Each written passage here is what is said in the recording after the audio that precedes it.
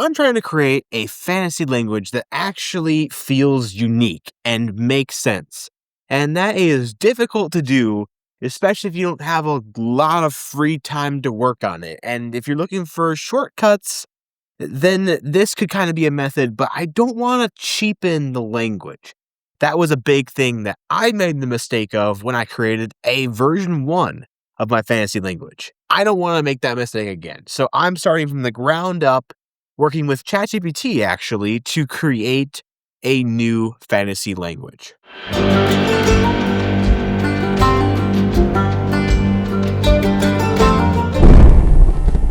So this language I'm developing is not one that I plan on speaking very much.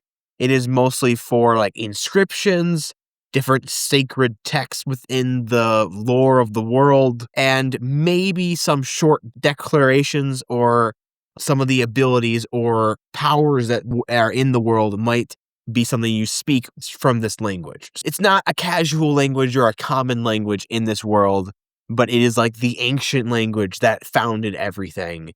And if you want to know more about the lore of the world I'm working on, please do subscribe, and plenty more content on that coming here. But I want to focus on some of these methods that I'm doing to develop this fantasy game more so than the game itself right now. So I'm going to share my screen with you guys here so you can follow along with me. But basically, I just started a chat with ChatGPT. I really recommend you guys, if you use ChatGPT, put these things in project folders. It makes you able to start a whole bunch of different chats under the same general idea. Makes it a lot easier, trust me. So it's already in my project folder, so it knows what Masters and Martyrs is for me. I said I want to make a language for it. And it asked me some really good questions, like what's it kind of for? And what I really wanted to do differently, and it started doing this right away with me, is that each of the core root words actually have true meanings to them. So I'm actually developing root words versus just focusing on spelling individual words. I want to know why I spell this word the way I spelled it. And again, this is really complex if you're building this from the ground up with no assistance here. But the reality is ChatGPT is doing the majority of the work. I did most of this in the span of 15 minutes.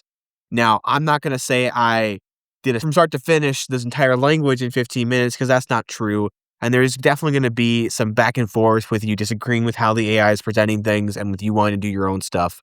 But it's really good at just generating a list of things that you can go off of. But without giving away every single intricacy of my language itself, if you guys do want to see more of it, I will get out in some future videos. But my point here is mostly just get started with some kind of AI tool, present this idea to it, and start just taking notes off of it. And like here, I said I want it to have more of a sacred ancient tongue feel.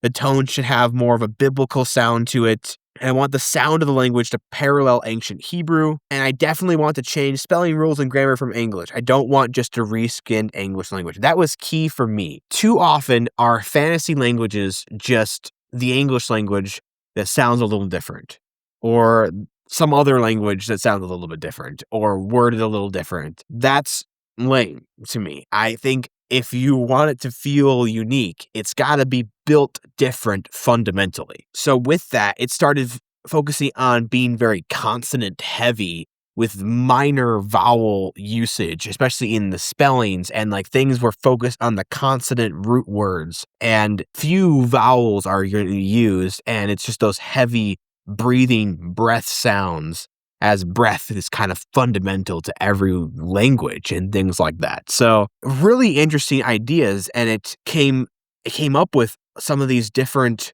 root consonant pairings that will be used throughout the system. Super cool as well. So again, you can see it put a lot of information in without me giving it much of my own info. And you can totally tweak this more than I even did. I was pretty happy with some of the first results it gave me because it really understood the direction of what I was going. And I have worked in this project before, so it has some ideas of the lore of the world already, which really helps.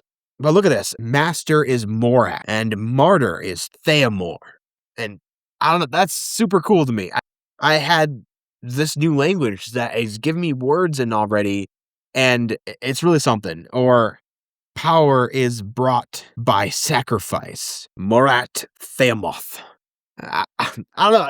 It's fun. It's super cool to me that I can start to speak this, and it sounds good already. And that's a big thing too. That me trying to come up with my own pronunciations and things completely from scratch, it sounded terrible. I hated speaking it because it didn't really sound right. Where ChatGPT has a lot more context it can pull from and ideas. Now, if you've made a fantasy language before, or you did all the research, you can probably do even a better job. Maybe make it sound even more unique. Maybe this sounds a little too generic for you guys. I don't know. I don't know of a single language that sounds just like this. In fact, I actually asked it that exact question because I was worried it was sounding too generic.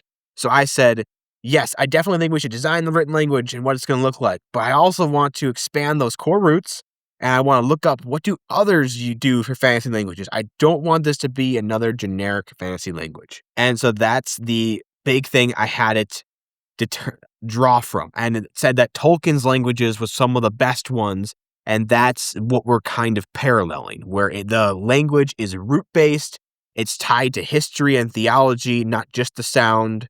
So it evolved with the world, it was tied to the world. It's not just, here's a language that they can speak. It has real meaning in the roots of this entire place that exists. They also say that they do word-for-word translations, which is a bad idea. So like, I love you could be Zarthol, and it's just a cipher for English, not an actual true language. And that's the problem. So again, I'm not focusing on vocabulary right away. We're focusing on building out those root words, and then you can start to build other words from that. And once this AI tool is completely trained up, it can give you sentence structure and things like that in the language. We're working on right now starting to visualize some of the symbols, and it's generating some art for me there. And I'm not sure if this is going to be a final version. It started with just 10 consonants to get an idea of. I like a lot of the look of this, but some of it's a little generic for me too. I might tweak this first, but you guys can see an early preview of what some of the consonants would potentially look like. And we talked about how we would want to draw vowels and how they're just almost missing from the language. It's from the written language itself. They're kind of implied. And again, it's very heavy on those consonant sounds. And those are the main symbols that are written out. I'm asking it how to say like and subscribe in this language. And instead it says we should not do a literal translation. It said we should translate the intent. So show favor and bind yourself, which is a very interesting way of putting it.